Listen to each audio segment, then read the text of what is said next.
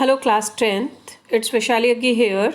We are continuing with the chapter 3 metals and non-metals class 10th. It's a page number 44 of the NCERT book. हमने यहाँ तक last video में पढ़ लिया था कि मैंगनीज और मैग्नीशियम के साथ नाइट्रिक एसिड रिएक्ट करता है। उसके बाद हमने एक्टिविटी के अकॉर्डिंग हमें बोला था कि इनको रिएक्टिविटी के हिसाब से अरेंज भी करो।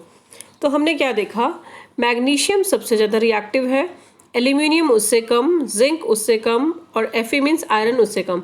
तो इन चारों को इस ऑर्डर में हमने लगा दिया है, ठीक है। लेकिन कॉपर के केस में कोई बबल्स नहीं निकले, टेम्परेचर भी अनचेंज रहा, इसलिए वो रिएक्ट करता नहीं है। यानी कॉपर एसिड्स के साथ HCl एसिड के साथ रिएक्ट नहीं करता। दोबारा क्लियर कर दूं, सबसे ज़्यादा रिएक्टिव मेटल मैग्नीशियम है, फिर एल्यूमिनियम है, फिर जिंक है और फिर आयरन है। लेकिन इनमें से कॉपर मेटल जो है वो हाइड्रोक्लोरिक एसिड से रिएक्ट नहीं करती, कोई बबल्स फॉर्म नहीं होते। तो आपको क्वेश्चन आ सकता है कि what happens when copper react with HCl। तो आंसर लिखोगे नो रिएक्शन टेक प्लेस, ठीक है।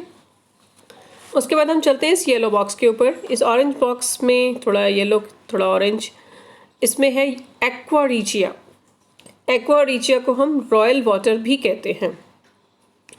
रॉयल वाटर क्या होता है? It is freshly prepared mixture of concentrated hydrochloric acid and concentrated nitric acid in 3:1।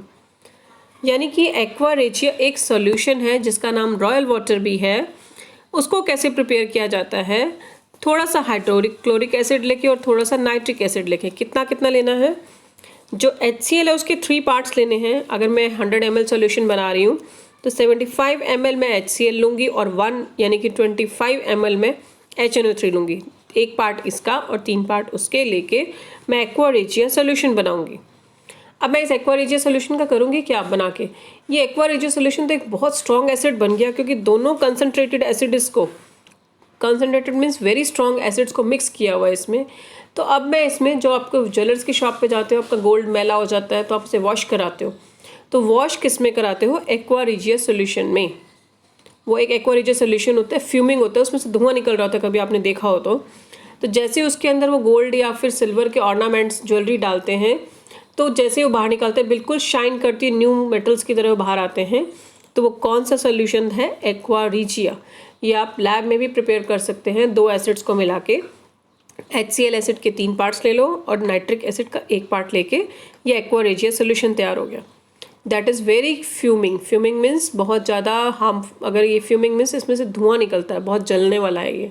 तो इट मीन्स अगर आप आपके हाथ पे कहीं भी गिर जाए, बहुत ध्यान से एक्सपेरिमेंट करना होता है इसका, तो ये आपका जला सकता है, ठीक है। आगे देखिए, it can dissolve gold even though neither of these acids can do alone. तो हम बार बार गोल्ड को वॉश क्यों नहीं कराते हैं? यही रीज़न है कि थोड़ा बहुत गोल्ड ये पॉइंट्स में, कुछ पॉइंट्स मिलीग्राम में अपने अंदर डिजॉल्व भी कर लेता है, इतना फ्यूमिंग है ये। तो aqua regia is highly corrosive. Corrosive means जल्दी से कोरोड कर देता है मेटल की ऊपर वाली लेयर को। Fuming liquid. It is one of the few reagent that is able to dissolve gold and platinum. अपने अंदर गोल्ड को डिजॉल्व कर लेता है ये, अपने अंदर गोल्ड को डिजॉल्व कर लेता है, इसलिए इसका हम बहुत लेस यूज़ करते हैं, ठीक है।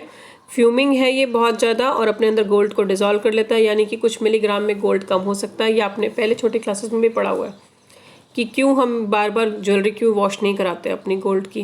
तो उसका आंसर यही है कि उसमें से कुछ मिलीग्राम गोल्ड का लॉस हो सकता है, ठीक है।